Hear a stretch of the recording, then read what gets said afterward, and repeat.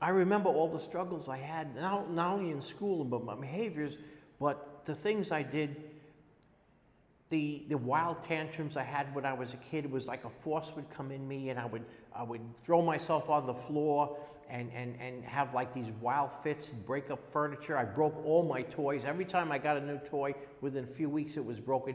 Everything I did had a self-destructive, death wish type behavior pattern to it. And of course, no one could ever understand why.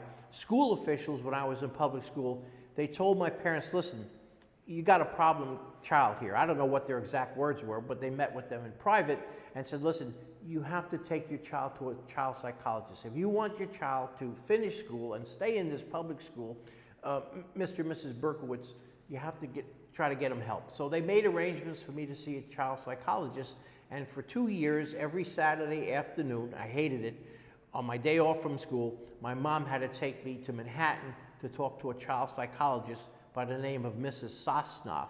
Well, an elderly lady who was a nice lady, but of course she's no longer alive. And I remember going there. The sessions lasted about an hour every Saturday during school year, and to try to iron out, what was causing me all the problems. And of course, nothing was ever accomplished, nothing was ever done. But it's satisfied the school officials that, okay, they're making an effort. And in the end, eventually I managed to finish public school, 6th grade, went into 7th grade, in junior high school and on to high school. And it really was my dad. I had so many learning disabilities because I couldn't focus or concentrate. In school, I just couldn't, I managed to hang in there, but I was truant a lot because I couldn't stand sitting in that classroom. And when I was in high school, I was truant a lot because by that time my adoptive mother had died, and my dad was at work all the time. So I was a latchkey kid. I had my own keys, and I was 13, 14, managing on my own. And anyway, it was a struggle. And I look back, it says, all the times I had periods of tremendous depression, all the times I would think of killing myself, and there were times I would look out the window. We lived on the 6th floor, and from my window I could see for miles and miles. It was really a great place to live in this part of the Bronx. And I could never understand why I was so like that. It wasn't until years later when I finally understood, that's it. It was like a time of enlightenment, which just a light went off, and I began to, as I grew older and reflected on things, I lived with false guilt. I was punishing myself, and all my behavior patterns, my self-destructive and self-sabotaging behavior patterns were because I thought that I had somehow done something wrong and caused my mother to die while giving birth to me. So I grew up with this tremendous sense of guilt that the woman who brought me into the world, somehow I caused her to die. Because that's a tremendous traumatic thing for a child to be told at the age of 4 or 5, hey, your mom died while giving birth to you. Now my parents, later on, I spoke to my dad about it, and we talked, and I'm just kind of going through things very quickly now, but we talked about it, and my parents, my adoptive parents, meant well. That's what the experts told them to say to a child. Adoption was common back then when kids are born out of wedlock, and when you're ever going to talk to your child about adoption, they're going to obviously have questions. The standard answer was, your mom died while giving birth. These so-called experts never thought of the guilt that they would lay up on an individual by telling them something like that.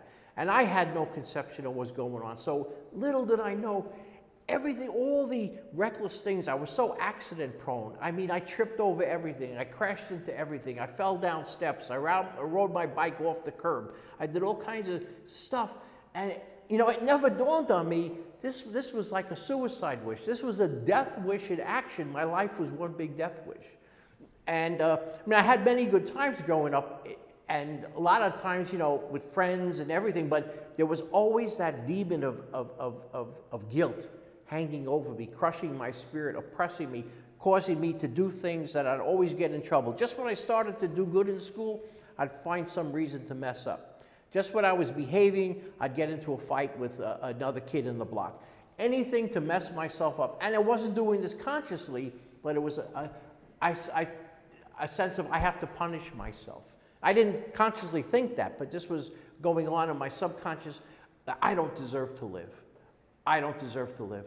This is, my life is, you know, I just always putting myself in predicaments where, and this was like to assuage my guilt, which I didn't even know I had, but that was a part of my life. That was such a big part of my life.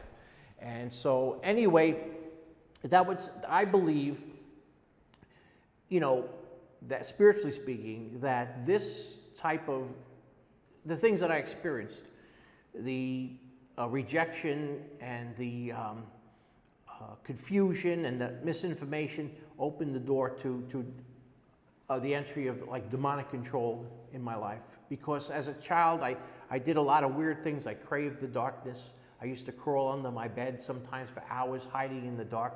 I used to tunnel my way into the closet, one of the clothing closets, and just hide there. My mom used to think I was outside playing, and I'd be just in the dark. And I, you know, all my suicidal thoughts, all my wishes to die, thinking about death. Now I understand that this was probably all clustered around that. Well, years later, after I got out of the Army, I found out that there was an organization called ALMA, Adoptees Liberty Movement Association. And anyway, they help people to try to that have been adopted to try to locate their parents or their families, and vice versa. They help those who put children up for adoption, and years later want to find out how those kids are doing. They also, so it was a very interesting group, and I went to some of their meetings, and I remember going there the first time we met in Manhattan. And I just have to go through this quickly. I wish I could explain in more detail, but there's time limitations. Nevertheless, I joined this group, and after I got out of the Army, because I was searching for my roots. By this time, my dad had moved to Florida, and although I had aunts and uncles in other places out in Long Island, I never saw them very much. So I was pretty much on my own, and working as a security guard and just trying to make ends meet, going to college on the GI Bill, because I was an Army veteran at this time, having finished 3 years in the Army and being honorably discharged. Anyway, I started to look up at the advice of these people how to find my original birth certificate, which was sealed by the court. And they found out a way to do that. And when I came across in the records in Manhattan, in New York City, the Office of Bureau of Births and Deaths, this big building. I went through there searching like a detective, and finally I found the name David Richard Falco. And when I looked at that name, I was about maybe 22 at the time, 21, I said, wait a minute, that's not a Jewish name, David Richard Falco. I mean, it should be Richard David Falco. I said, that's not a Jewish name. So I told my dad about it. I called my dad in Florida. I said, Dad, listen. I explained what happened. I says, I want to know the truth. What am I doing with the name Richard David Falco that's not a Jewish name? Who am I? And my dad, we were very nice. My dad and I had a good relationship. He told me, he says, David, here's what happened. You were born out of wedlock, and you know that was hidden at the time. And he sent me the original birth certificate. He kept it in a safe deposit box all those years. So he sent me the original birth certificate, and when I saw the name Falco, I was able to begin my search when I found out my mother was alive. See, originally I was going to think about maybe trying to find my dad, but I didn't, because I didn't think my mother was alive. Then I found out she never died after all. That was that was a lie. You know, they meant well, but that was a lie. And so anyway, I found her, and it's a long story how that happened, and we had a beautiful, beautiful meeting. Unfortunately, the media turned that around to make it, and people in the media have said, oh, it was a terrible reunion, we didn't get along. Nothing could be further than the truth. We had a love for one another. This was my mom, Betty, I'm talking about my birth mother, you know, having met her for the first time when I was about, 21, 22, and finding out I had a half-sister too named Rosalind. I said, and she had nieces and her husband, and I suddenly had a family.